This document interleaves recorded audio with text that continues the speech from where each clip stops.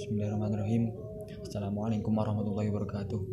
Alhamdulillah, nahmaduhu wa nasta'inuhu wa nastaghfiruh wa na'udzu billahi min syururi anfusina wa min sayyiati a'malina. May yahdihillahu fala mudhillalah wa may yudhlil fala hadiyalah. Yang terhormat kepada dosen pembimbing mata kuliah Ilmu Jarh wa Ta'dil, beliau Bapak Dwi Haryono, dan tak lupa juga kepada teman-teman sekalian yang saya banggakan. Langsung saja pada video kali ini saya akan sedikit menjelaskan mengenai golongan mutasyaddid atau golongan yang ketat dalam hal menilai seorang periwayat hadis. Jadi langsung saja untuk mempersingkat waktu. Jadi secara bahasa, mutasyaddid ini berasal dari kata tasyaddada ya tasyaddadu tasyaddudan, yang artinya ketat atau bersikeras.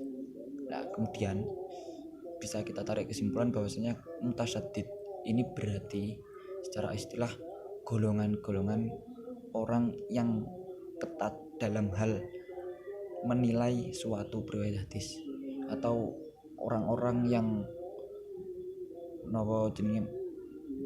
menyeleksi suatu riwayat hadis itu dengan cara yang ketat. Nah, para mutasyaddid ini terkenal, beliau ini mereka sangat mudah untuk menjarah suatu perawi, dan sebaliknya mereka ini sangat teliti dalam mentakdil suatu perawi. Jadi golongan mutasyaddid ini mereka itu mudah ketika menjarah suatu perawi atau mencela suatu perawi, tapi ketika beliau ini mentakdil perawi itu beliau sangat berhati-hati. Jadi seperti itu. Kemudian langsung saja ke poin yang selanjutnya tentang standar penilaian.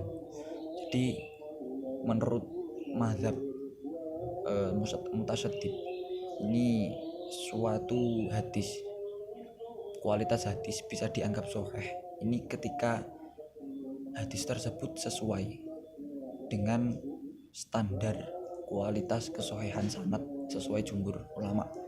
Jadi kan kalau jumhur ulama ini kan sepakat bahwasanya kesahihan hadis itu harus syaratnya bersambung, perawinya adil, dhabit, tidak ada syad atau wilat. Nah, jadi golongan mutasyaddid ini mengacu pada itu.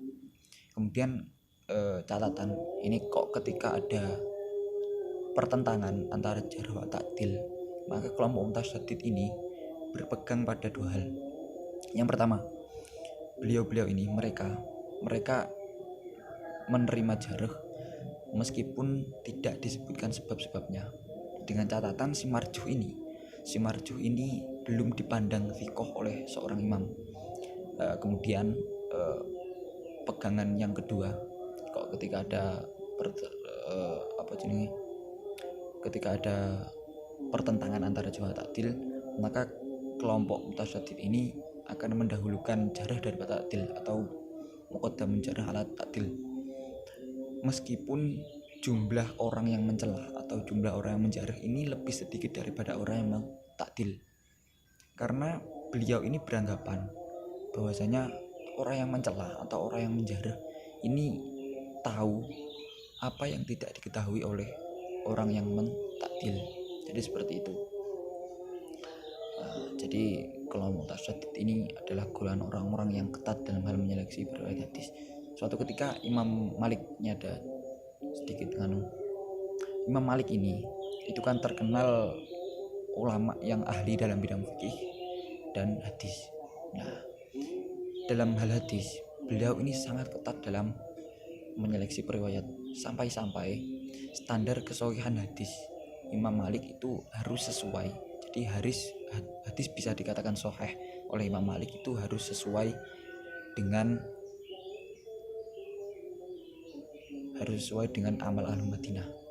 Jadi kok ketika ada hadis yang mana di situ tidak sesuai, isinya tidak sesuai dengan amal ahlu Madinah, maka hadis itu bisa dikatakan tidak sahih oleh Imam Malik. Karena begini, dulu itu kan zamannya Imam Malik itu di Madinah hadis-hadis Nabi itu sangat membumi. Jadi kok ketika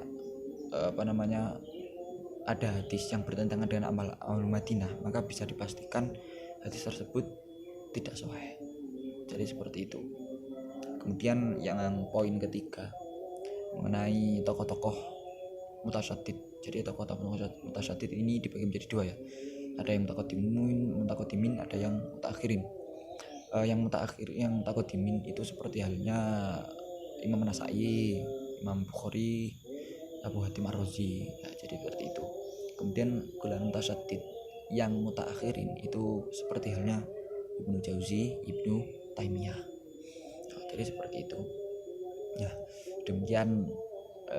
mungkin demikian penjelasan singkat mengenai golongan mutasyadid.